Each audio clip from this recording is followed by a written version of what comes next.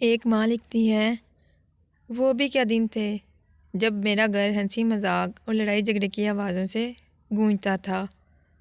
ہر طرف بکھری ہوئی چیزیں، بستر پر پینسلوں اور کتابوں کا ڈھیر، پورے کمرے میں پھیلے ہوئے کپڑے۔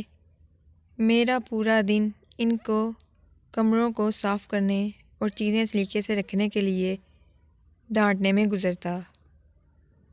صبح کے وقت ایک جاگتے ہی کہتا، ماما مجھے ایک کتاب نہیں مل رہی۔ دوسرا چیختا، میرے جوتے کہاں ہیں؟ ایک منمناتا، ماما میری ہوم ورک والی ڈائری، اور دوسری رندی ہوئی آواز میں کہتا، ماما میں اپنا ہوم ورک کرنا بھول گیا۔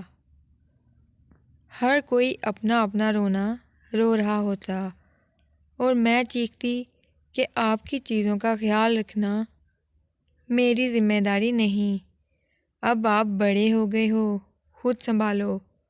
آج میں ان کے کمرے کے دروازے پر کھڑی ہوں، بستر خالی ہے، الماریوں میں صرف چند کپڑے ہیں، جو چیز باقی ہے وہ ہے ان کی خوشبو، اور میں ان کی خوشبو محسوس کر کے اپنے خالی دل کو بھرنے کی کوشش کرتی ہوں۔ اب صرف ان کے قہقہوں، جھگڑوں اور میرے گلے لگنے کی یاد ہے۔ آج میرا گھر صاف ہے، سب کچھ اپنی جگہ پر ہے، یہ پرسکون، پرامن اور خاموش ہے، زندگی سے خالی ایک صحرا کی طرح۔ وہ ان کا دروازے کھلے چھوڑ کر بھاگ جانا اور میرا چیختے رہنا کہ دروازے بند کرو۔ آج سب دروازے بند ہیں اور انہیں کھلا چھوڑ جانے والا کوئی نہیں۔ ایک کسی دوسرے شہر چلا گیا ہے اور دوسرا کسی دوسرے ملک۔ دونوں زندگی میں اپنا راستہ ڈھونڈ رہے ہیں۔ ہر بار وہ آتے ہیں اور ہمارے ساتھ کچھ دن گزارتے ہیں۔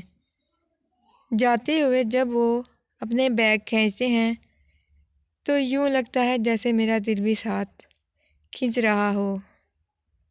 میں سوچتی ہوں کہ کاش میں ان کا یہ بیگ ہوتی تو ان کے ساتھ رہتی، لیکن پھر میں دعا کرتی ہوں کہ وہ جہاں رہیں آباد رہیں۔